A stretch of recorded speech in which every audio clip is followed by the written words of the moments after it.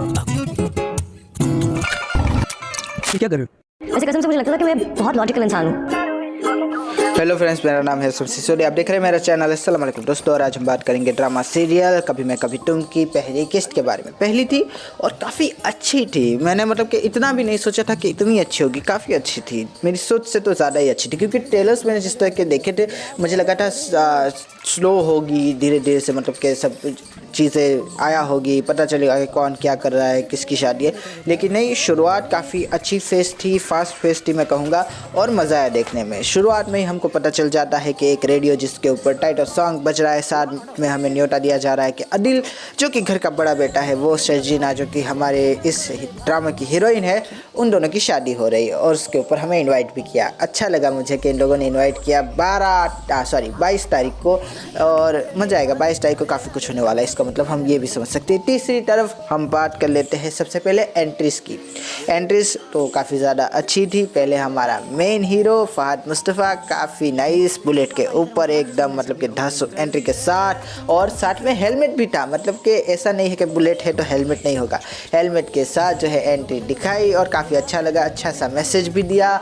लेकिन बाद में वही है कि हमारा प्यारा सा मुस्तफ़ा एक हैकर है और पैसे लेकर हैक करता है चीज़ें, और अच्छे अच्छे लोगों की अच्छी मदद भी करता है। लेकिन जैसे ही वो हैक करके बाहर निकला तो उसने थोड़ा सोचा कि हम जो है बाहर के कपड़े क्यों पहने, हम तो पाकिस्तानी हैं तो पाकिस्तान के लोकल कपड़े पहनने चाहिए, और स्वदेशी को प्रमोट करता हुआ स्वदेशी शर्ट पहन ली। लेकिन जैसे ही स्वदेशी शर्ट आई तो स्वदेशी उसके साथ साथ विचार भी आ गए कि हेलमेट पहनने की क्या ही ज़रूरत है, अल्लाह मालिक है, और बस हेलमेट फिर निकाल दिया। जो कि मुझे फिर लगा कि यार पहले सोशल मैसेज और उसके बाद ये तो अच्छी बात नहीं है। और हेलमेट कहाँ चला गया ये भी हमको नहीं दिखाया गया। कि इस तरह की चीज़ें तो होती रहती है ड्रामास के अंदर। आगे की बात करते हैं। हमारी शर्जीना की एंट्री वो भी काफ़ी ज़्यादा अच्छी थी, नाइस थी। ऐसा कुछ है ऐसा कुछ नहीं था, लेकिन अच्छा लगा जिस तरह से वो हाथ आया पैसों का और उसकी आवाज़ आई मधुर सी, तो अच्छा लगा। वो भी एंट्री नाइस ही मैं कहूँगा, मुझे पसंद आई पर्सनली। अब बात कर लेते हैं हमारी प्यारी से डायरेक्शन के बारे में। मुझे मज़ा आया डायरेक्शन। शुरुआत में ही बटर महमूद काफ़ी अच्छा डायरेक्शन करते हैं इनका मैंने देखा है, और उसके अंदर जिस तरह का मतलब कि हैवी डायरेक्शन किया था। और ये बिल्ली पता नहीं क्यों शायद अपने बच्चों को बुला रही है, तो हम यही बात कर रहे थे कि जिस तरह का हैवी वो डायरेक्शन करते हैं, यहाँ पर हाथ उनका थोड़ा हल्का मुझे लग रहा है। उसके ऊपर काफ़ी अच्छा मतलब कि ट्रैकिंग शॉट था। शुरुआत में ही फूले वाले को पहले फॉलो किया, उसके बाद जो है अम्मा जान को फॉलो किया, काफ़ी अच्छा लगा। उसके बाद जो है हमारे प्यारे से मुस्तफ़ा को भी पीछे से फॉलो किया, और शर्जीना के टाइम पे फॉलो वाले शॉट नहीं थे, उसमें से कट थे। सबसे पहले मतलब कि कपड़े लिए, उसके बाद जो है थोड़ा बाज़ार घूमी, बाज़ार घूमने में भी ट्रैकिंग शॉट नहीं थे, बस ऐसे दुकानों पर दिखा दिया गया 2-4, और सीधा पानी पूरी खाई और बस फिर ख़त्म हो गया। काफ़ी अच्छा लगा। ट्रैकिंग शॉट भी थे और कैप्चर शॉट भी थे, मज़ा आया देखने में। और डायरेक्शन की और क्या ही बात करें, बदर महमूद है, उनके डायरेक्शन में तो मज़ा ही आता है ना हर बार। बात कर लेते हैं राइटिंग के बारे में। जैसा कि मैंने कहा काफ़ी अच्छी फेस थी, शुरुआत कुछ अच्छी हुई, मज़ा आया। स्टोरी के अंदर दम लग रहा है, और स्टोरी पहले ही एपिसोड में जो है हम कह सकते हैं कि काफ़ी प्रेडिक्टेबल है। शुरुआत कुछ इस तरह से हो गई है कि बड़ा बेटा जिसकी शादी जो है हीरोइन के साथ हो रही है, जिसका नाम शर्जीना है, बड़े का नाम अदिल है। लेकिन वही है कि बड़ा बेटा जैसे ही अपनी प्यारी सी बॉस की बेटी को ये बात कहता है कि मुझे लीव चाहिए, और बॉस की बेटी कहती है क्यों चाहिए, कुछ खैरियत है ना, 15 दिन की लीव ले रहे हो तुम? तो हमारा बेटा कहता है कि वो मेरी शादी है। और बस ये बात थी कि हमारी बॉस की बेटी की तो पैरों से ज़मीन निकल गई, आसमान फट पड़ा, आंखें चौंधिया गई, और दिमाग स्तब्ध हो गया, और सोचने लगी कि तुम ऐसा कैसे कर सकते हो अदिल, 4 सालों में तुमने ज़रा भी एहसास नहीं किया मेरा। और यही बात है कि वापस बुला लिया अदिल को अपने रूम में, और जैसे ही रूम में अदिल आया तो कहने लगा कि कुछ हुआ है क्या मैडम। और अदिल बिल्कुल उन्हीं लोगों में से है जो कि इधर उधर करके जो है काफ़ी अच्छी पढ़ाई कर लेते हैं, काफ़ी अच्छा मतलब कि बॉडी बना लेते हैं, काफ़ी अच्छी जहनीत के मालिक हो जाते हैं, अपना फैशन सुधार लेते हैं। लेकिन जब बात लड़की की आती है तो उसके जज्बातों को समझने में ज़ीरो हो जाते हैं, बिल्कुल मेरी तरह। और वही है कि लड़की 4 साल से लाइन दे रही थी, लेकिन अदिल को पता ही नहीं है। उसे तो यूँ लग रहा था कि ये तो मेरी मेहनत का सिला है, लेकिन अब पता चला ये तो बॉस की बेटी की मेहरबानियों का सिला था। दूसरी तरफ बॉस की बेटी ने कहा कि आई हेट यू, तुम शादी कर रहे हो, अब तो सब खत्म हो गया, तुम्हें ऐसा क्यों किया मेरे साथ। बस ये कह के वहाँ से चली गई,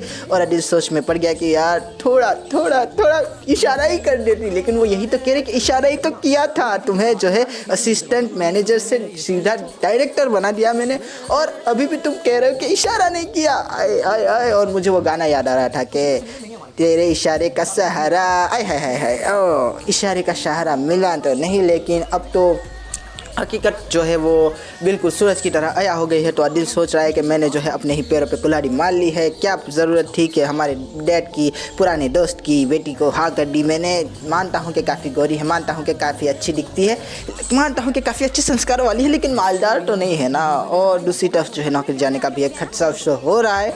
तो सोच रहा है कि अब किसी भी तरह से इस शादी से जान छुड़वा ले, इस लड़की से जान छुड़वा ले। तो अभी से शर्जीना को टसाना टरखाना हमारे बड़े भाई ने शुरू भी कर दिया। और काफ़ी अच्छी राइटिंग मुझे लगी, काफ़ी बैलेंस अप्रोच मुझे लगी। हर चीज़ को जो है शुरुआत में नहीं खोला, अभी भी आगे जाके कुछ चीज़ें खुलेगी, जैसे कि मुस्तफ़ा और हमारी प्यारी सी शर्जीना का कोई काउंटर नहीं है ड्रामा के अंदर अभी शुरुआत के एपिसोड में। इसके अलावा हमारा बड़ा भाई और जो मुस्तफ़ा है उसके बीच एक कॉन्फ्लिक्ट है, लेकिन वो इतना बड़ा भी नहीं है कि बड़े भाई को जब फ़ोन आएगा तो वो जाएगा नहीं, अपने छोटे भाई को बचाने के लिए वो जाएगा। लेकिन हाँ, वो थोड़ा थोड़ा है कि मैं दोबारा नहीं जाऊँगा, लेकिन ऐसा तो हर कोई कहता है, ऐसा तो हर बड़ा भाई कहता है। और तीसरी तरफ अब्बा जान की भी जो है बातचीत है कि अभी बड़ा भाई उसको बड़ा अच्छा लग रहा है, लेकिन आगे चल के वो बुरा लगेगा, छोटा अच्छा लगेगा। छोटे को काफ़ी ज़्यादा टरखाते टसाते कहते हैं कि तुम जो काम नहीं करते ठीक से, पुलिस स्टेशन जाते हो, लेकिन वो यही कह रहा है कि मेरे दोस्तों ने गलत काम किया, मैं साथ में बैठा तो मुझे भी उठा के ले गई पुलिस। और इस चीज़ में तो पुलिस माहिर होती है कि बगैर किसी साक्ष्य, बगैर किसी प्रमाण, बगैर किसी प्रूफ के किस तरह से आदमी को उठाया जाए, इसमें हमारी पुलिस का मुकाबला कोई नहीं कर सकता। India Pakistan vote. और अब बात कर लेते हैं आगे की कि अब आगे की स्टोरी क्या होने वाली है। तो वही है कि शर्जीना बेचारी अपनी शादी की तैयारियां कर रही है, काफ़ी खुश लग रही है। उसकी और उसकी बहन दोनों की शादी है। और एक तरफ है हमारा प्यारा सा बड़ा भाई, जिसको ये पता चल गया कि बॉस की बेटी की उस पर नज़र थी, बस उसकी नज़र बॉस की बेटी पे नहीं पड़ी। शिट। और वो ये सोच रहा है कि किसी भी तरह से बॉस की बेटी को मना लूँ, समझा लूँ, टरका लूँ, लेकिन वही बात है कि बॉस की बेटी कहने लगी कि नहीं तुम्हारी शादी हो रही है, सब खत्म हो गया, सब खत्म हो गया। और अब हमारा आदिल क्या करेगा, शादी तोड़ेगा। इनफैक्टली शादी तोड़ने का तो मन पूरी तरह से उसने बना भी लिया है। दूसरी तरफ हम बात करें कि और आगे क्या होगा, तो मुस्तफ़ा को जो है गालियाँ पड़ेगी कि तुम ऐसे हो तुम वैसे हो। अच्छा, मुस्तफ़ा का रूम काफ़ी ज़्यादा मैं कहूँगा कि हाइजीन से भरा पड़ा था। इतना अच्छा जो है वो रूम था, कितना प्यारा रूम था। कभी सोफ़े को देखूँ, कभी मैं बेड को देखूँ, कभी मुस्तफ़ा को देखूँ, एकदम परफेक्ट मुझे लग रहा था। ऐसे इंसान का ऐसा ही रूम होना चाहिए। मज़ा आ गया वो रूम का, जितना भी वो शॉट था ना, कभी जो है पुशअप लगा रहा है, कभी जो है पैर सोफ़े के ऊपर, कभी जो है पैर बेड के ऊपर, कभी जो है साइड पे खड़ा है। और जिस तरह से वो गिरा है ना फहद मुस्तफ़ा, अच्छी एक्टिंग लगी मुझे, काफ़ी मज़ा आ गया देखने में। जिस तरह से गिरे लगा के बंदे को नींद आ गई। जैसे उसे नींद आई तो हमारे फजर की नमाज़ का वक्त हो गया और हमारी शर्जीना उठ गई और नमाज़ भी पढ़ ली और न्यूज़पेपर भी अब्बा को दे दिया। और काफ़ी नाइस दोनों की ही मतलब कि वो भी दिखाई जा रही है कि दोनों में कितना ज़्यादा फ़र्क है, ज़मीन आसमान का फ़र्क है, मैं ऐसा कहूँ तो भी चलेगा। तो इन दोनों के बीच किस तरह से आगे जोड़ी जमेगी ये देखने में भी काफ़ी ज़्यादा मज़ा आएगा। कॉन्सिक्वेंसेस क्या होंगे ये तो हमने ट्रेलर्स में देख ही लिए थे। तो आने वाली किस्त काफ़ी ज़्यादा मतलब कि महत्वपूर्ण होने वाली है इसकी। और शुरुआत में ही काफ़ी अच्छी मैं कहूँगा कि वाइब दे दी इस ड्रामा ने। ड्रामा का OST काफ़ी ज़्यादा मज़ेदार लगा, काफ़ी अच्छा लगा। और वही बात है कि मैं तो रो रहा हूँ, तू क्यों रो रही है, आय आय आय, वो मतलब कि दिल छू गया, अच्छा OST है। और इसी के साथ जो है ये रिव्यू ख़त्म करते हैं। आशा करता हूँ आपको ये रिव्यू पसंद आएगा। अगर पसंद आए तो लाइक कीजिए, शेयर कीजिए, सब्सक्राइब कीजिए। ज़्यादा पसंद आए तो कमेंट भी कीजिए दोस्तों। थैंक यू, खुदा हाफिज़, अपना ध्यान रखिएगा, फिर मिलेंगे, थैंक यू। तो बड़ी दुकान पकड़ लूँगा मैं तुम्हारे बहाने कैसे जिए अक्षर से, मैं मना कर नहीं पाया उसको। अब ऐसा लगता है कि ऐसा कभी हो नहीं पाए, तुम्हारे बगैर अधूरा रह जाऊँ जिंदगी भी।